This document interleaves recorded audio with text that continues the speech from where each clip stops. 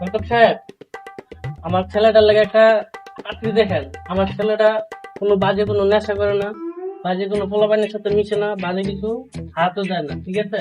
একটা ভালো পাত্রী দেখেন। সমস্যা নেই, আমার কাছে ভালো মেয়ে আছে, চলুন আমরা যাই, যাই দেখতে। কি রে পোলাপান গেল সব বিয়ে তো বিয়ে, পোলাপান এটি কি রে বিড়ি খেলো এটি?